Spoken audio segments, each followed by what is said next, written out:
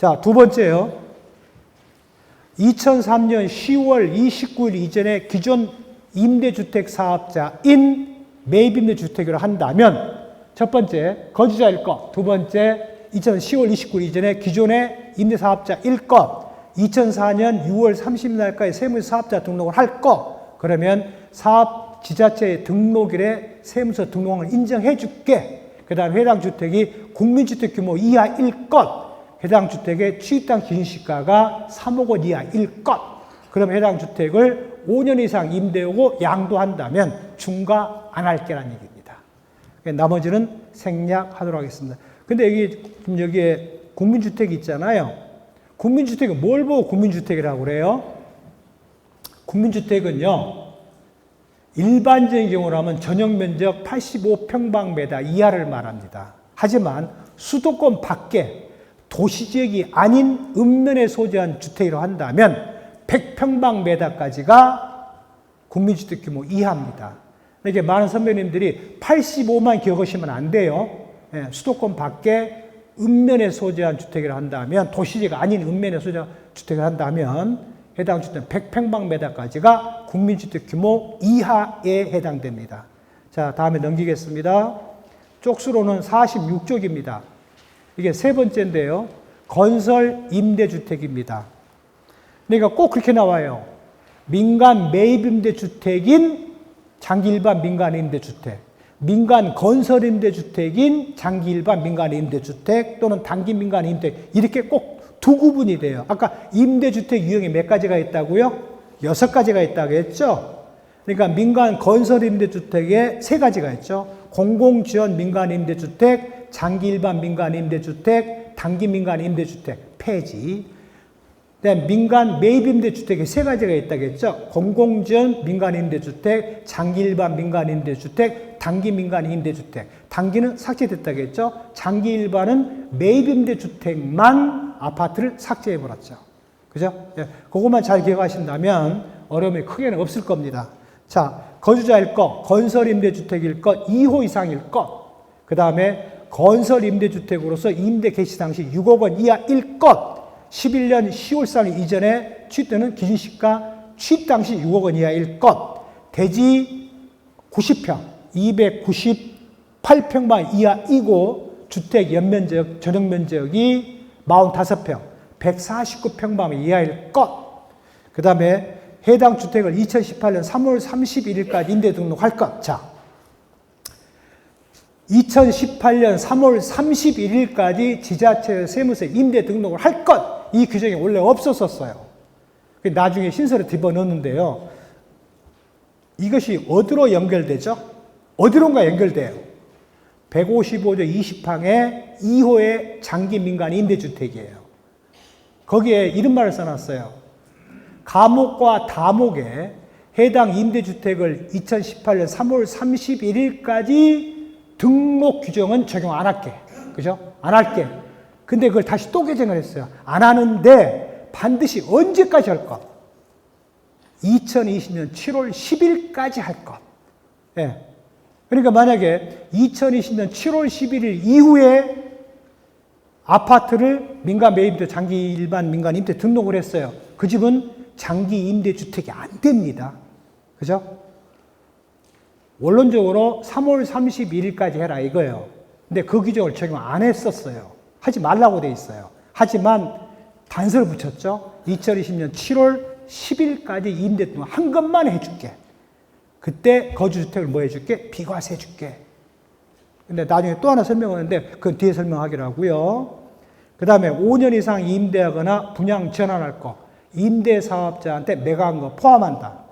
19년 2월 12일 이후 임대 계약 갱신 또는 신규 계약은 절대 5%가 넘으면 안 된다. 만약에 임대 의무기간이 종료된 날에 해당 주택이 직권 말소가 된다든지 단기 민간 임대주택이 말소가 됐다고 한다면 임대 의무를 지킨 걸 인정해 줄게. 해당 주택이 자진 말소인 경우로서 전체 임대 의무기간 50% 이상을 했다고 한다면 중과는 안 하는데 몇 년 내에 팔 것? 1년 내에 팔 것. 그럼 중과 안 할게. 라는 얘기입니다. 나머지는 생략하기로 하고요. 그 다음에 네 번째요. 쪽수는 48쪽입니다. 수도권 밖 미분양 임대주택입니다. 여기에는 5% 초과 여부를 안 따집니다. 그러니까 여러 선배님들이 조금 어디 가서는 어디서는 안 하고 어디서는 하고 왔다 갔다 해요.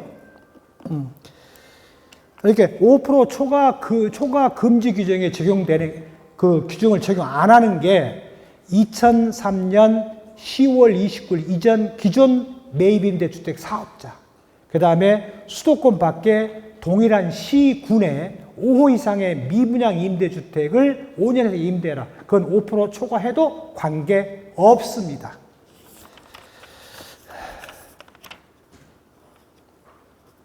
자, 보시죠. 자, 여기 쪽수로는 48쪽에 동그라미 4번입니다. 거주자일 것, 민간 매입임대주택 1것, 2008년 6월 10일 미분양 주택 1것, 2008년 6월 11일부터 2009년 30일까지 분양 계약하고 계약권 완납했을 것, 수도권 밖에 소재한 동일한 시군의 5호 이상일 것, 대지 90평 이하이고 전용면적 45평 이하일 것, 해당 미분양 주택의 취입 당시 기준시가가 3억 원 이하일 것, 이건 임대 개시가 아니죠. 그 다음에 지자체와 세무서에 모두 사업자 등록을 반드시 할 것, 5년 이상 임대 의무를 지킬 것, 해당 주택이 임대 의무가 종료됨에 따라서 말소가 됐다고 한다면 8년, 5년, 4년을 임대기간을 맞춘 걸로 인정해 줄게. 해당 주택이 단기 민간 임대주택이라고 한다면 해당 주택을 2분의 1 이상 임대했다고 한다면 자진 말소 좋다. 하지만 1년 이내에 팔 때만 중과 안 할게 라는 얘기죠. 그런데 이걸 예를 뒀어요. 2020년 7월 10일 이후에 등록 신청한 민간 매입 임대주택인 장기 일반 민간 임대주택이거나 단기 민간 임대주택은 안 돼. 그 다음에 2020년 7월 11일 이후에 종전에 단기 민간 임대주택을 장기 일반 민간 임대주택 등록 변경 것도 안 돼. 이걸 왜 그랬을까요? 이 말을 왜 넣었을까요? 자, 정부 대책을 2020년 7월 10일 날 발표했어요. 자, 해당 임대주택 특별법을 2020년 8월 18일 날 개정을 했어요. 그러면 2020년 7월 11일부터 왔다 뜨겁네. 이거 임대 등록 안 하면 큰일 나겠네. 그죠? 그러니까 그때 등록할 수도 있잖아요. 근데 어차피 법은 8월 18일 날 시행을 했거든요. 그러니까 2020년 7월 11일부터 2020년 8월 17일까지 임대 등록을 할 수는 있잖아요. 그죠? 뒤에 폐지는 됐지만 아직 법 시행 안 했으니까요. 그래서 2020년 7월 10일 이후에 민간 매입된 장기 일반 민간 임대주택, 단기 민간 임대주택 등록한 것은 안 된다. 그 다음에 해당 주택이 2020년 7월 11일 이후에 단기 민간 임대주택 등록한 것도 안 된다라는 얘기입니다. 물론 아파트는 아파트에 한정됩니다. 예, 장기 일반 민간 임대주택인 민간 매입 임대주택은 아파트만 해당돼요. 단기 민간 임대주택은 건설 임대주택이건 매입 임대주택 안 따집니다. 예, 아까 그 표에서 보셨잖아요. 그래서 상황사가 틀리기 때문에 매우 조심해 또 조심하시라 이 뜻이 되겠습니다. 다음에 이제 마목입니다. 여러 선배님들 이거 가장 많이 만나요. 예, 8년짜리요. 지금 몇 년으로 바뀌었어요? 10년으로 바뀌었어요. 그래서 자, 지금 쪽수로 말한다면 51쪽입니다. 이제 3분의 1 했네. 거주자일 것, 민간 매입임대주택일 것, 공공지원 민간 임대주택 또는 장기 일반 민간주택. 근데 여러 선배님들이 공공지원 일반 민간 임대주택은 만날 일은 없습니다. 뭐만 만나요? 민간 매입임대주택인 장기 일반 민간 임대주택만 만납니다. 예. 왜냐하면 공공지원 임대주택은 거의 다 법인들이에요. 자, 다음 세 번째.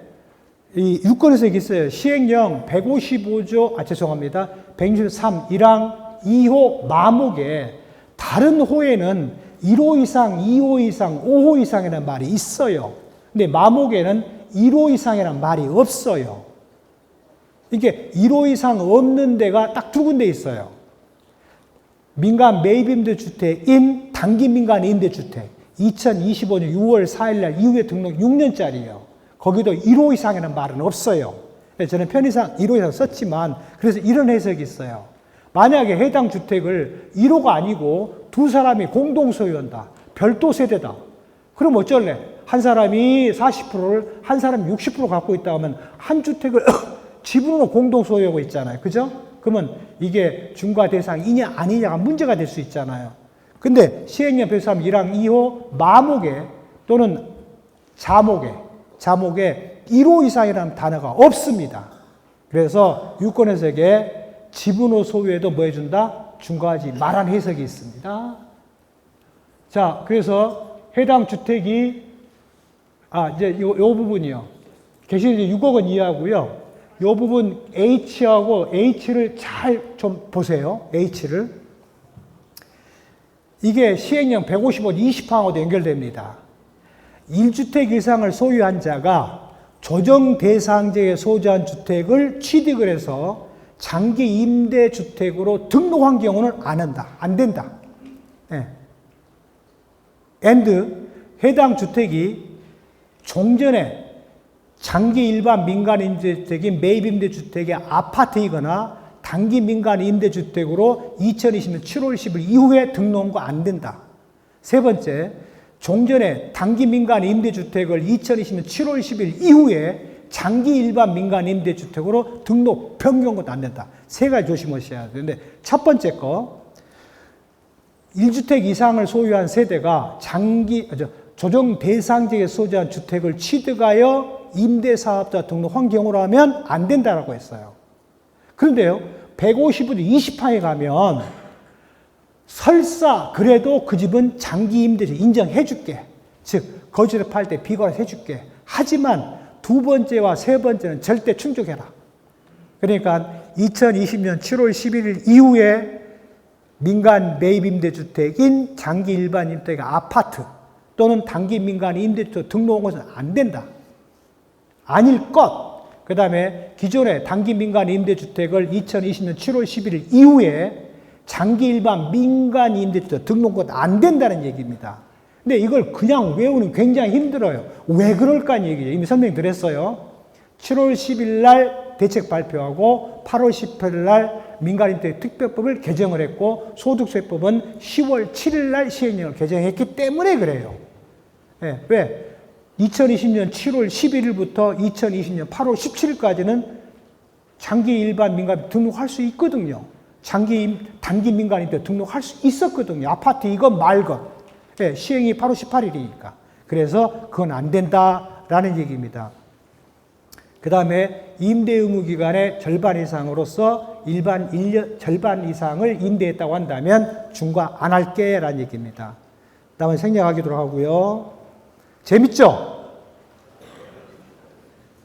54쪽이면 저 마음이 급해서 그래. 나 여러 선배님을 위한 일이에요. 근데요, 3주택 중과 제외 대상을 알아야 나중에를 압니다. 즉, 조합을 입주권, 분양권을 포함해 3주택, 2주택, 조합을 입주권, 분양권 포함한 2주택. 그걸 압니다. 왜? 시행령 163에 3을 계속 끌어다 쓰거든요. 준용한다. 끌어 쓰기 때문에 이걸 알으셔야 돼요. 자, 민간 건설 임대주택인 장기 일반 민간주택. 바로 직전은 뭐였죠? 민간 매입 임대주택인 장기 일반 민간 임대주택. 이제는 뭐예요?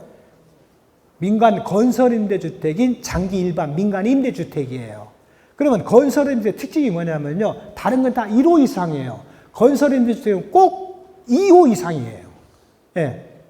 그죠? 그 다음에 해당 주택에 대해 주택의 면적이 제한이 돼요.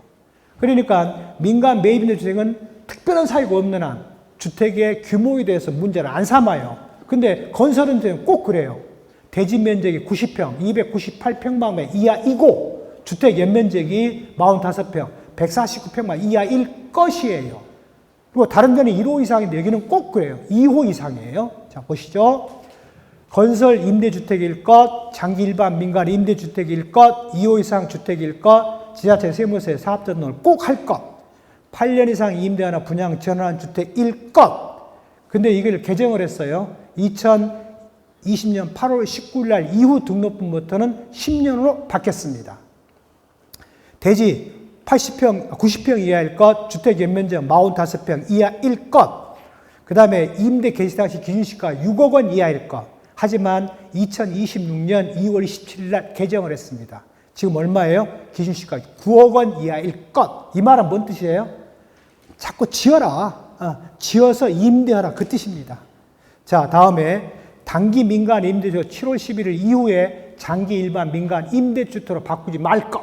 바꾸면 안 된다. 근데 아까 나왔죠. 7월 11일 이후에 아파트를 장기 일반 민간 임대 등록하거나 단기 민간 임대 등록한 것은 안 된다고 했죠. 근데 여기는 그런 말이 있어요, 없어요? 없죠. 왜 없어요? 건설 임대주택에 장기 일반 민간 임대주택은 해당이 없습니다. 아파트 일지라도요. 뭔만 아파트가 안 돼요? 민간 매입 임대주택인 장기 일반 민간 임대주택만 안 됩니다. 민간 건설임대에 그 말을 할 필요가 없는 거죠. 왜? 임대등록이 가능하니까요. 자, 이건 새로 신설된 겁니다. 쪽수로 말한다면 55쪽입니다. 민간 매입 임대주택인 단기 민간 임대주택입니다. 25년 6월 4일입니다. 자, 보시죠. 거주자일 것, 민간 매입 임대주택일 것, 단기 민간 임대주택, 아파트는 안 된다. 하지만 주택법에 따른 도시형 생활주택은 된다. 도시형 생활주택 세 가지 뭐가 있다겠죠? 소형주택, 단지형 연립주택, 단지형 다세대주택이 있다고 했어요. 예. 그것은 된다 이겁니다. 원래는 이것도 없었었어요. 그런데 민간의 특별법을 개정하는 거죠. 가로 열고 주택법에 따른 도시형 생활주택 포함 가로 닫고 이렇게 써놨어요. 그래서 가능합니다. 자, 다음에 지자체와 세무서에 반드시 임대 등록할 것. 6년 이상 임대할 것. 그런데 아까 한번 그 말 나왔죠. 1세대가 한 주택 이상을 보유한 상태에서 조정 대상지역에 소재한 주택을 취득하여 임대를 했다면 그것은 장기 임대주로 못 봐주겠다. 왜 자꾸 조정 대상지역 주택을 왜 취득해서 임대를 하냐는 얘기죠. 그것이 뭐 때문에 나왔냐면요. 똘똘한 집안채 때문에 나온 거예요. 그리고 사람들이 어떻게 했어요? 그러다 보니까 강남, 송파, 서초, 용산에다가 집을 사서 임대 등록을 해버리는 거예요. 그러면 종부세 합산 배제당하죠? 네, 중과 안 하죠. 거주주택 비과세 받죠.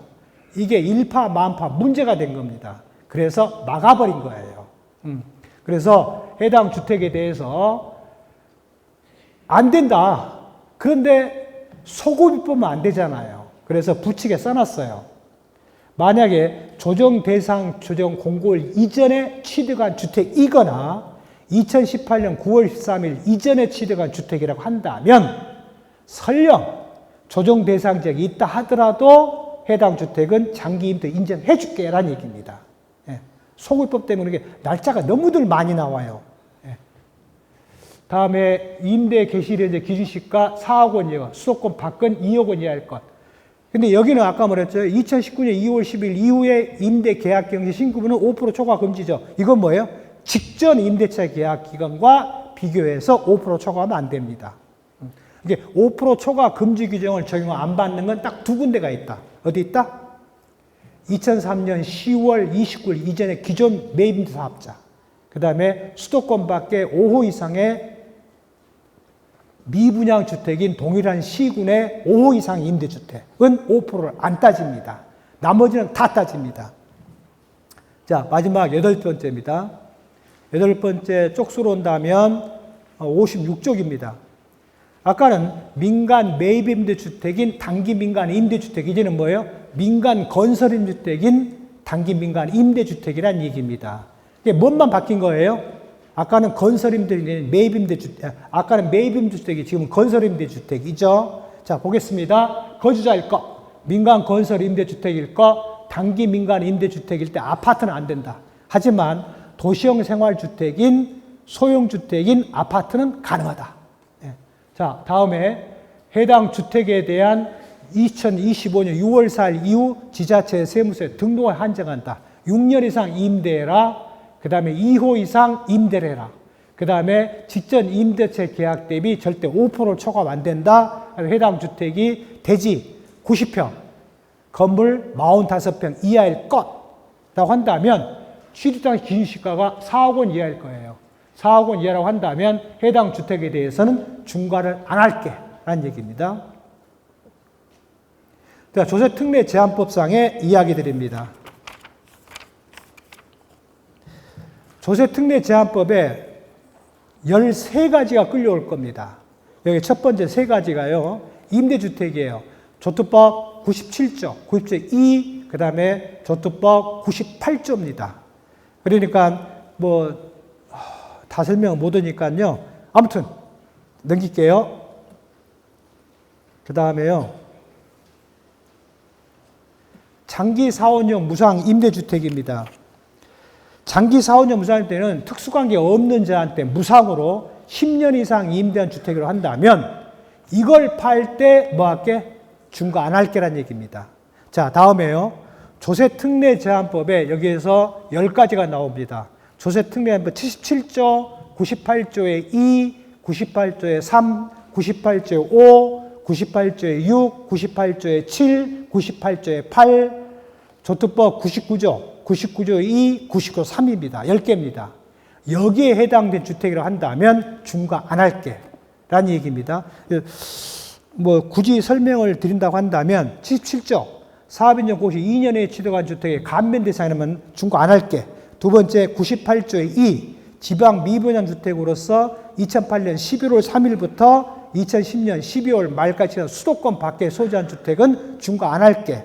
98조의 3 해당 주택이 수도권 가밀 억제권력이 있으면 5년 이내 양도한다면 참 다 5년 넘어버렸으니까요. 5년을 넘어서 판다면 5년 이내의 소득 금액 중에 수도권 과밀 억제권력은 60%를 감면해 줄게. 만약에 수도권 과밀 억제권력이 아니라고 한다면 100% 감면해 줄게가 98조의 3입니다. 그 다음에 98조의 4는 비거주역에 빠졌습니다. 98조 5요. 수도권 밖에 소지한 주택으로서 2010년 5월 14일부터 2011년 4월 30일 계약하고 계약금을 취득한 주택이라고 한다면 5년 내에 팔면 세액 감면해 줄게. 5년을 경과해서 판다 소득 감면해 주는데 해당 주택의 미분양 주택을 분양가를 인하했다고 한다면 분양가 대비 인하율이 10% 이상이라고 한다면 소득금액 5년치의 소득금액의 60%를 감면해 줄게. 만약에 20% 이상 이하라고 한다면 80%를 감면해 줄게. 만약에 20%를 초과했다고 한다면 100% 소득금액을 감면해 줄게가 98조의 5입니다. 자, 98조의 6입니다. 98조 6은 준공업 미분양 주택을 2011년 3월 29일부터 2011년 3월 12월 말까지 만약에 취득을 해서 해당 주택을 5년 이상 임대한다면 5년 이내에 팔면 세액을 50%를 감면해 줄게. 5년을 경과한다면 5년치 소득금액의 50%를 소득공제해 줄게 라는 규정이 98조의 6입니다. 그 다음에 98조의 7이요.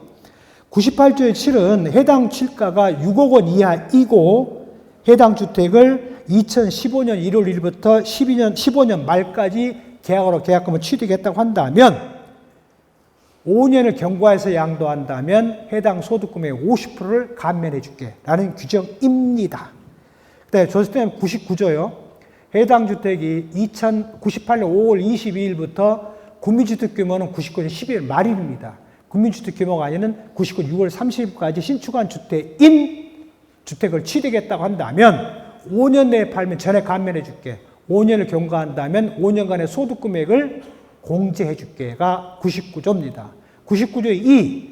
1세대 1주택 주택을 취득을 했거나 신축주택이나 미분양 주택이라고 한다면 고가주택에 해당되지 않는 한 해당 주택을 2013년 4월 1일부터 2013년 12월 말까지 취득했다고 한다면 5년 내에 팔면 전액세액 감면을 5년을 경과하면 5년치의 소득금액을 빼줄게가 99조의 2입니다.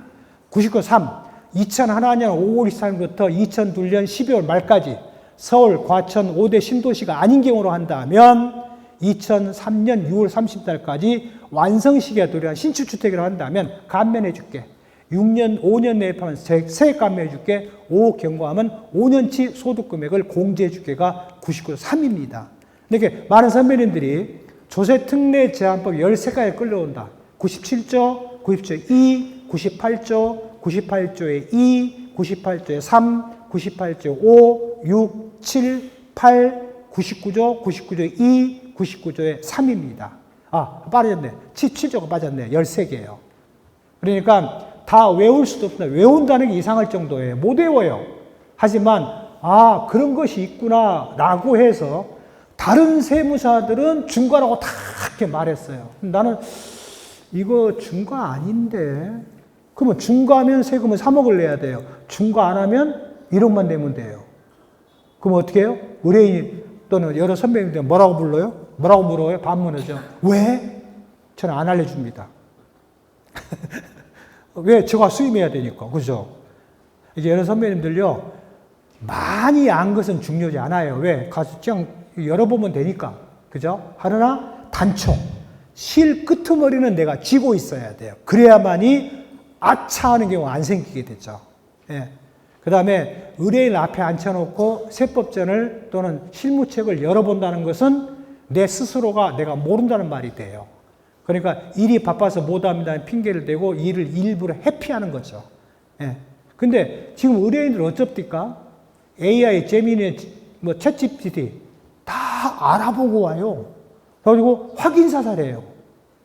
그래 놓고 확인사살 열심히 설명해 줬잖아요. 감사합니다 하고 가버려요. 그러면 안 한 게 낫죠. 네. 제발 여러 선배님들 상담료는 받을 만큼 받읍시다. 그 다음에 수수료 덤핑하지 맙시다. 받을 건 받읍시다. 예, 그래야 우리가 살아남을 방법 아니겠습니까? 아무튼요. 그래서 일부러 제가 시간 들여 설명을 드렸던 겁니다. 다음에요. 이게 소득세법 시행령에 155조에 되어 있죠. 해당 주택이 문화유산법 또는 근현대 문화유산법, 그 다음에 자연유산법에 의해서 국가 지정 문화유산 또는 시도 지정 문화유산, 근현대 유산법엔 국가 등록 유산재료나 문화유산 자료라고 한다면 해당 주택은 중과 주택수 계산할 때 뺀다니까요. 죄송합니다. 1세대 비과세할 때 그 집은 없는 걸로 봐요. 없는 걸로 보고 일반 주택만으로 비과세를 합니다. 일반 주택 비과세를 했어요.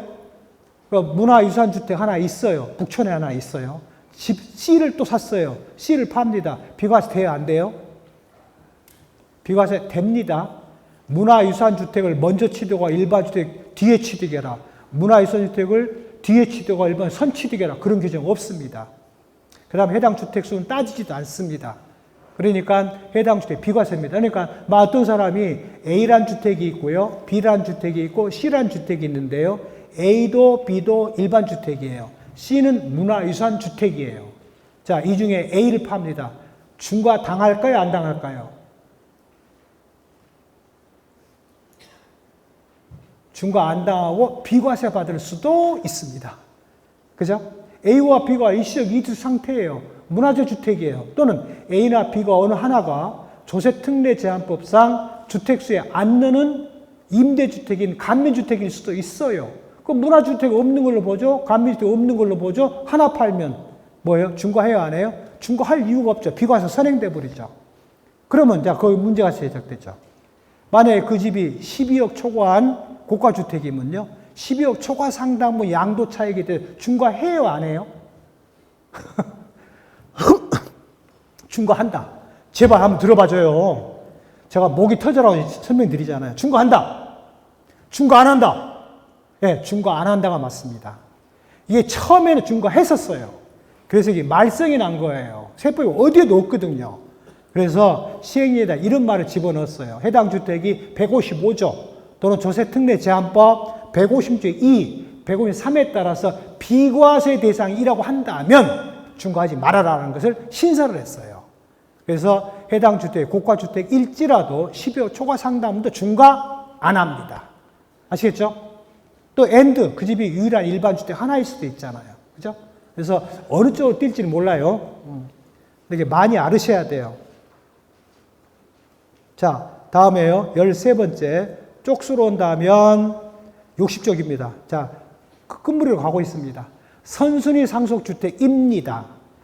155조 2항에 선순위 상속주택 꼭 기억해 두셔야 돼요. 보고 주체. 망자께서 가장 오래 보유한 주택. 두 번째, 망자께서 가장 오래 살던 집. 세 번째, 망자께서 돌아가실 때 살고 있던 집. 네 번째, 가장 기준시가 높은 집. 다섯 번째, 선택한 집이에요. 그러면 선순위 상속주택으로 한다면 5년 내에 양도할 때만 뭐 할게? 중과 안 할게란 얘기입니다. 그래서 A가 있고 B가 있고 C 선순위 상속주택이 있어요. A, B 중에 A를 팝니다. 중과 당해야 안 당해요? 다 서울에 있어요. 네, 중과 당해야 안 당해요? 자, 선순위 상속주택은 주택수는 들어와요. 그죠? 그다음에 A, B가 일시적 2주택이거나 또는 조세특례법에서 감면대상 주택이라고 한다면 비과세 받을 수도 있어요. 그러니까 저축법을 알아야 돼요? 몰라도 돼요? 꼭 알아야 돼요. 꼭! 네. 실수를 안 하셔야 한다는 얘기입니다. 세금, 예를 들어서 내가, 어떻게 잘못해서 5억이 나왔어요. 네, 중과를 했어요. 나중에 보니까, 중과가 아니에요. 비과세예요. 그러면 의뢰인한테 말해요, 안 해요? 또 두 번째, 세무서 직원이, 이거 비과세인데 왜 과세했어요? 라고 말하는 세무서 직원이 있을까요? 있을까요? 있으면 훈장 줘야 돼요. 없어요. 예. 근데 내가 그걸 발견해서 나중에 보니까, 실수한 거예요. 의뢰인한테 말해요, 말아요? 말하면 그 쪽팔리는 일이죠. 그 사람이 고맙다 할까요? 안 그래요. 그러니까 굉장히 조심해야 돼요. 중과인데 중과가 아니건, 중과가 아닌데 중과를 했건, 쪽팔린 건 똑같아요. 그러니까 많은 선배님들이 저는 신뢰를 봤어요. 중과가 아닌데 중과라고 했어요. 나중에 세금 추징당했어요. 하고 세금 물어줍디다. 죽으려고 하더구만요. 그러니까 그런 일 없어야 돼요. 그래서 선순위 상속주택으로서 5년 이내에 양도한다면 중과를 안 한다라는 얘기입니다. 그 다음에 14번째, 쪽수는 61쪽입니다. 저당권 실행 또는 대물 변제로 만약에 받은 주택이라고 한다면 3년 내에 팔아라. 3년 이내에 판다면 중과 안 할게란 얘기입니다. 자, 다음에요. 5년 이상 사용한 장기 어린이집입니다. 먼저 장기 어린이집은요. 6살 미만의 취학전 아동들을 뭐라고 그래요? 영유아라고 합니다. 어린이라고 합니다. 그래서 영유아 보육법에 의해서 장기 어린이집을 몇 년 써라? 5년 사용해라. 그 다음에 어린이집으로 반드시 관할 교육구청에 등록을 해야 돼요. 누가 하면 돼요? 그 주택 소유자가 해야 돼요? 동일 세대면 돼요? 동일 세대는 아무라도 관계없습니다. 예. 대신에 폐업을 하면 몇 개월 내에 팔아야 돼요? 6달 내에 팔아야 돼요. 이게 또 어디로 연결돼요? 시행령 150을 20항으로 연결되죠. 거주주택과 장기 어린이집이 있다고 한다면 장기 어린이집을 빼놓고 거주주택을 2년 보유했고 2년 이상 거주했다. 뭐 해줄게? 비과세 해줄게. 근데 그 집이 상생임대주택이에요. 그럼 어떻게 해? 또 그 집 안 살아도 돼요. 그럼 비과세 가능해져요. 예, 물론 고가주택은 과세가 되겠지만 그거하고 연결되어 있습니다. 근데 꼭 기억하실 것, 주택의 소유자가 등록 안 해도 관계없다. 누가? 동일 세대 아무나 하면 된다. 두 번째, 몇 년 이상 사용해라. 5년 이상 어린이집 써라. 언제 만에 팔아라? 폐업한 때부터 6달 내에 팔아라. 그럼 중과 안 할게라는 얘기입니다. 자, 다음에 유일한 일반 주택 하나입니다. 지금까지요, 해당 주택이 15가지 유형이 나왔어요. 호별로요. 예. 그 집하고 인구 감소주택, 인구 감소 감신주택, 소형 신축주택, 중공업 미분양주택, 수도권 밖에서 주택, 이 4가지 유형 주택을 빼고 나면 딱 하나 남았어요. 온리 주택이요. 그러면 그 집은 뭐 해줄게? 비과세를, 중과 안 할게라는 얘기입니다. 그래서 여러 선배님들이 주택이 중과대상 주택수가 몇 개냐? 두 번째, 해당 주택의 세대별로 갖고 있는 게 몇 개냐? 양도주택이 지금 어디에 있냐? 해당 주택이 33가지, 36가지 중 어느 하나에 들어가냐에 따라서 중과냐 아니냐가 판정이 된다는 얘기입니다. 그래서 유일한 일반주택인 하나 조심할 게 있어요. 시행령 167조의 10입니다. 거기도 유일한 일반주택 하나가 있어요. 근데 거기에 딱 하나 또 있는 게 소액주택이 있어요. 기준시가가 1억 원 이하짜리 주택과 유일한 일반 주택 하나가 있다 라고 한다면 어쩔래? 그럼 이 주택이 중과 문제가 생기잖아요. 그러면 소액주택을 먼저 팔아야 중과를 안 당할까요? 유일한 일반주택을 먼저 팔아야 중과 안 당할까요? 거기에 유일한 일반주택은 소액주택이 안 들어가 있습니다. 그러니까 소액주택 하나가 있고 유일한 일반주택 하나가 있다고 한다면 소액주택은 중과를 안 하는데 이게 유일한 일반주택에 소액주택이 안 들어와요. 그러니까 유일한 일반주택을 먼저 팔면 중과 당해버립니다. 중과 당해요. 예. 근데 소액주택을 먼저 팔면 당연히 중과 안 해요. 그리고 유일한 일반주택은 당연히 비과세 받을 수도 있어요. 여러 선배님들이 중과냐 아니냐에 너무 치중하지 마시고 첫 번째 전체 경력의 약 60%는 중과냐 아니냐에 투입하십시오. 나머지 40%는 이거 비과세 받을 수도 있어. 예. 잘못하면 엉뚱한 데로 가버려요. 예. 자, 다 가겠습니다. 자, 조정 대상 공고일 이전에 계약을 하고 계약권 완납한 사실이 있다고 한다면 해당 주택은 중과를 안 한다는 얘기입니다. 그리고 이걸 많이들 망각하시더라고요. 자, 다음에요. 이제 본격적인 이야기죠. 2006년, 2020년 5월 9일까지 2년 이상 보유한 주택을 양도하면 중과 안 할게.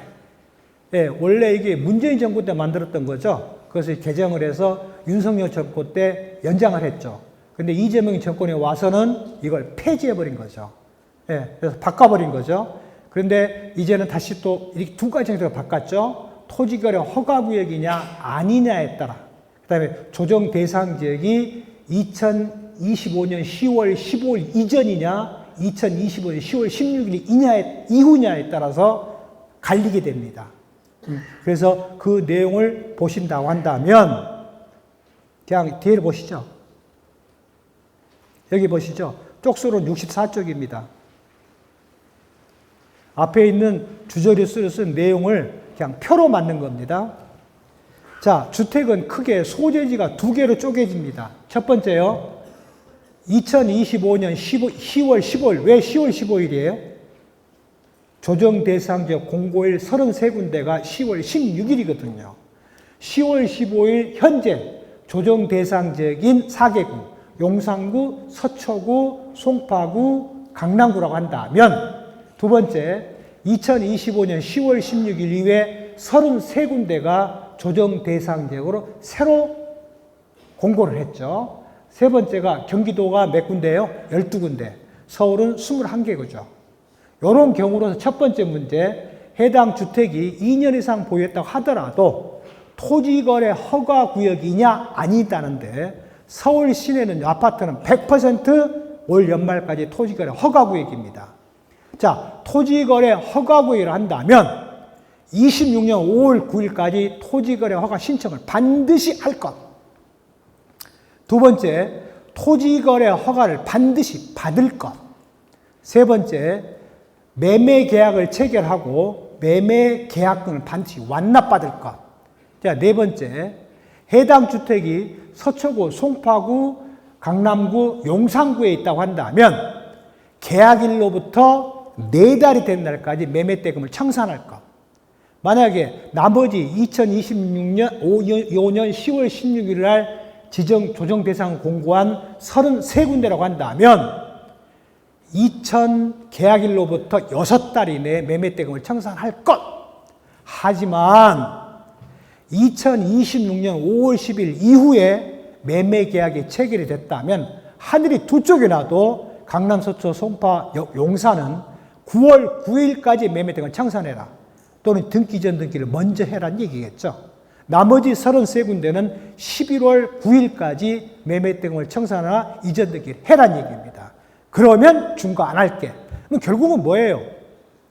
극단적으로 말한다면 어디건 말건 토지거래 허가구역은 용산, 서초, 강남, 송파는 9월 9일까지 팔 것. 이거예요. 예, 그 다음에 나머지 33군데는 11월 9일까지 팔 건데요. 주의할 사항이 있어요. 사람들이 어느 한쪽에만 매몰이 되면요, 다른 쪽으로 안 쳐다보는 경우가 있어요. 이거요, 양도 시점에 반드시 2년 이상 보유한 주택에만 한정됩니다. 예, 간혹 그거 막 저한테 막 항의하는 사람은 아니, 토지거래 허가구역이 어떻게 팔아나겠지 않느냐. 아니 선배님 2년 보유 안 했잖아요. 그러니까 다음에 두 번째가 토지거래 허가국이 아니면 어쩔래? 그러면 2020년 5월 9일까지 매매 계약을 체결하고 계약금 완납받을 거 입증해야 돼요. 다음에 매매 계약 체결일로부터 서초, 송파, 강남, 용산은 4달이 된 날까지 양도를 할 것.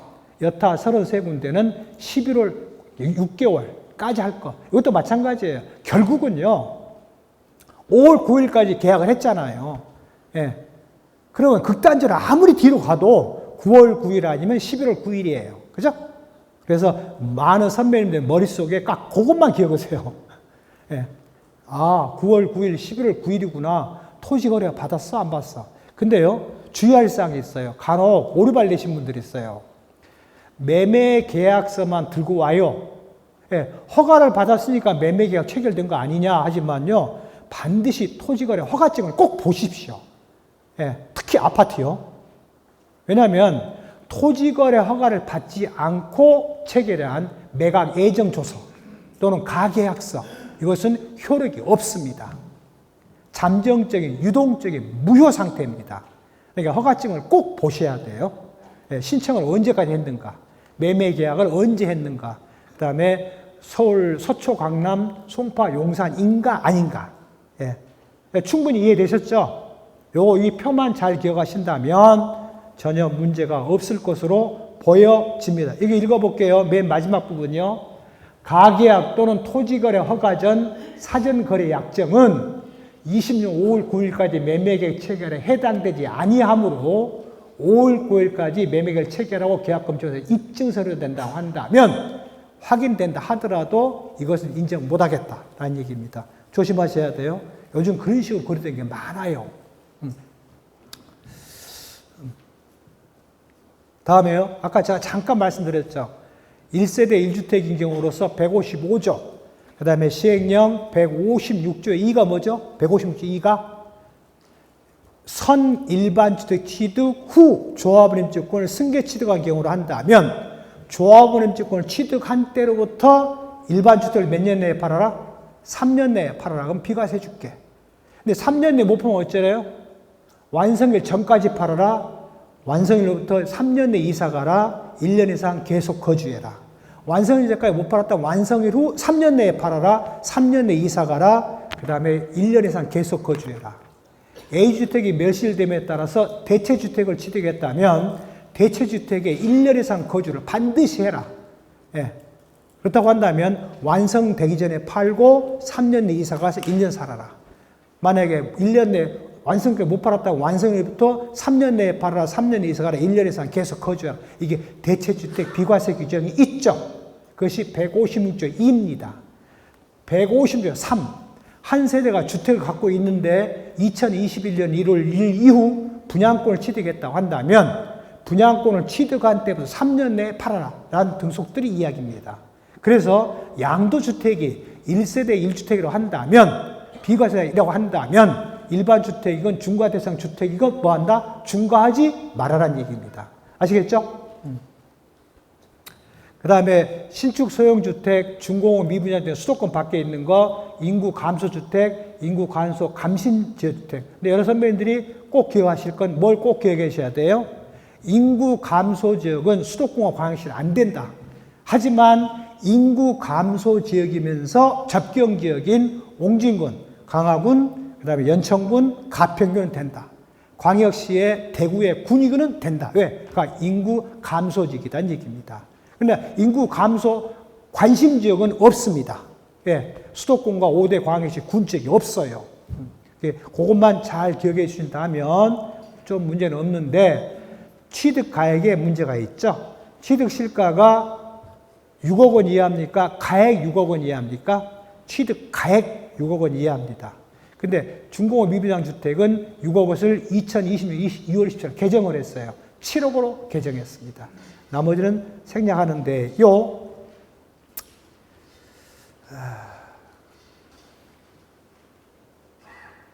자, 2009년 제가 처음 모두에 설명했어요. 이것은 시행령 163, 4, 10일이 안 나옵니다. 이건 2008년 12월 26일 개정법률 부칙에 나오는 이야기입니다. 그 토지가 비사무 토지 이건 말건 2009년 3월 16일부터 2010년 12월 말까지 취득했다면 중과하지 말아라. 장기보유투표 해줘라. 그 다음에 같은 기간 중에 주택을 신축, 멸실 후 신축, 매매, 교환, 상속, 증여받았다고 한다면 그 주택은 중과하지 말아라. 하지만 대법원 판례에서 장기보유 특별공제는 안 된다가 이 부칙 규정입니다. 아시겠죠? 이것을 자꾸 놓쳐요. 왜? 머릿속에 안 들어있기 때문에. 어느 책에도 이 말을 언급을 안 합니다. 근데 저는 언급을 해놨어요. 그러니까 여러분들이 일이시다 보면요. 이것 때문에 세금을 적게 내는 경우도 많아요. 그러니까 이걸 꼭 기억해 주십사라는 의미에서 3번에 걸쳐서 말씀을 드렸습니다. 그래서 이게 부가채책기간 경정청구 내에 기한이 들어있다고 한다면 지금이라도 경정청구를 하셔서 세금을 환급받으시기 바랍니다. 나머지는 생략하도록 하겠습니다.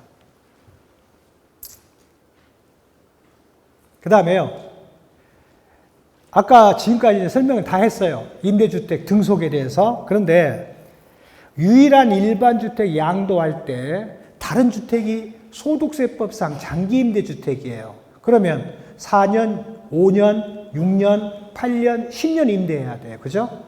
조세특례 제한법상의 임대주택이에요. 그것은 최소 5년 이상 임대를 해야 돼요. 그 다음에 장기 어린이집이라고 한다면 몇 년 사용해야 돼요? 5년 써야 돼요. 그 다음에 무상으로 임대해주는 종업원 기숙사용으로 쓴 거라고 한다면 몇 년 해야 돼요? 10년 해야 돼요. 그런데 일반주택 팔 때, 유일한 일반주택을 팔 때 일반세율 적용했어요? 중과세율 적용했어요? 일반세율을 적용해 줬잖아요. 왜? 10년, 5년, 4년, 5년, 6년, 10년을 충족 안 해도 해줄게, 일단. 그럼 무슨 뜻이에요? 국세청에서는 뭐 하겠다? 사후 관리한다는 얘기입니다. 그런데 의무 사용기간, 의무 임대기간, 의무 임대 호수, 네, 의무 무상 사용기간을 안 지켜버렸어요. 사후 관리에 걸려버렸어요. 그러면 뭐 한다? 추납한다는 얘기입니다. 추납한다면 어떻게 할 거냐? 해당 주택이 중과 대상인 걸로 봤을 때 산출세 빼기 중과 대상이 아닌 걸로 봤을 때의 산출세 캡에 대해서 뭐 한다? 추납을 받아라. 그 사유가 발생한 때로부터 2달이나 말일까지 애정신고 납부해라. 그러면 가산세 부과 안 할게라는 얘기입니다. 그래서 추납과 추징은 약간 차이가 있어요. 이렇게 많은 선배님들이 굉장히 조심했는데 나머지는 생략해야 할 것 같아요. 간단히 설명드린다면 하더라도 해당 지금 쪽수로는요. 쪽수로는 70쪽입니다. 70쪽인데요.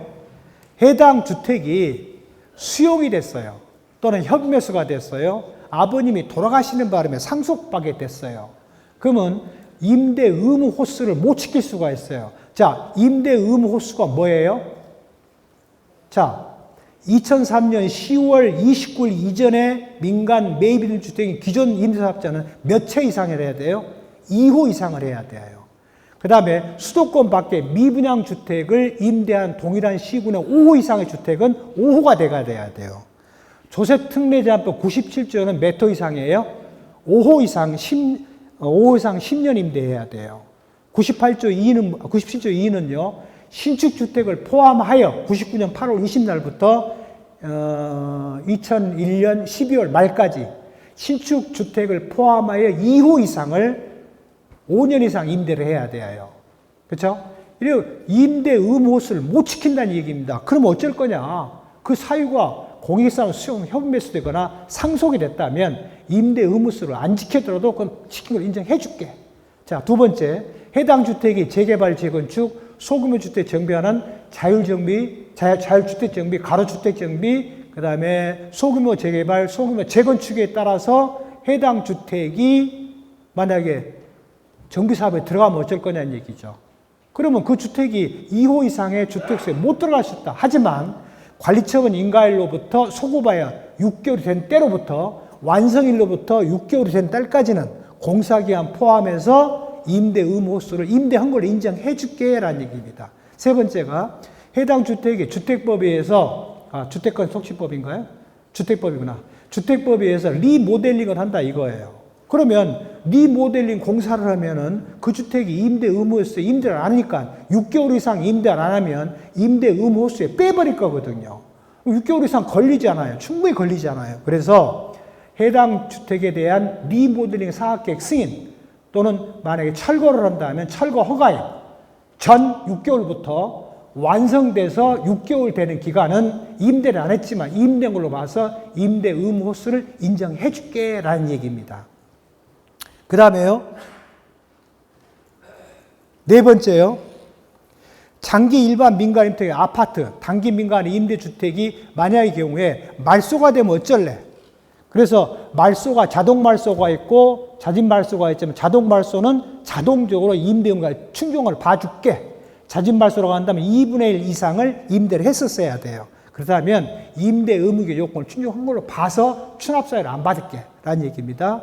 그 다음에요. 재개발, 재건축, 소규모 주택의 임대 정책 멸실 철거됨에 따라서 해당 주택이 멸실돼 버렸어요. 그리고 새로 지었어요. 그러면 종전주택에 대한 임대사업 등이 말소가 됐을 거 아닙니까? 그러면 해당 주택이 2개 중에 어느 하나에 해당된다면 해당 주택에 대해서는 예외적으로 임대 의무 기간을 충족한 걸로 봐서 봐줄게라는 얘기입니다. 그래서 2020년 7월 10일 이후에 민간 매입임대 장기 일반 민간 임대주택, 단기 민간 임대주택 등록한 거라면 등록 신청을 한 경우로 한다면 좋다. 근데 신청해봐야 등록은 되죠. 예. 근데 두 번째가 만약에 새로 완성된 거의 아파트다. 그래서 신청을 안 할 수도 있잖아요. 왜냐하면 2020년 8월 18일 이후는 아파트는 임대 등록이 안 되니까요. 단기건, 장기건 다 안 되니까. 그렇게 한다면 임대 의무 기간은 못 찾겠지만 직급을 인정해 줄게. 타이란 뜻이 되겠죠. 네, 나머지는 생략하겠습니다.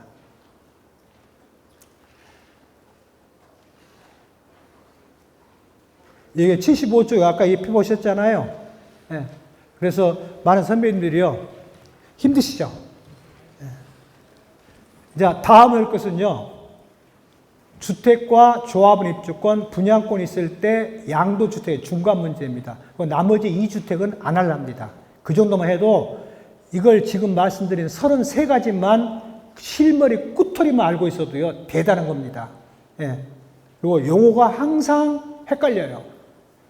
예. 민간 임대주택이 크게 두 가지가 있다. 민간 매입 있는 주택, 민간 건설 임대주택이 있다. 각각의 임대주택 몇 가지가 있다? 3가지가 있다. 공공지원 민간 임대주택, 장기 일반 민간 임대주택, 단기 민간 임대주택 이때더라. 근데 단기 민간에 4년짜리 폐지됐다더라. 매입 임대주택에 민간 매입 임대주택에 장기 일반 민간 아파트는 폐지됐다더라. 예. 근데 건설 임대주택에 아파트는 폐지 안 됐어요. 예. 그러니까 그것만 잘 스크린 해놓으면 나중에 그 임대주택 8가지 유형을 굉장히 편하실 겁니다. 그래서 딱 담배 하나 피고요. 10분에 다시 하시는데 가시지 마세요. 가시는 건 대한민국 민주공화가 알아서 할 일이지만 10분에 다시 뵐게요.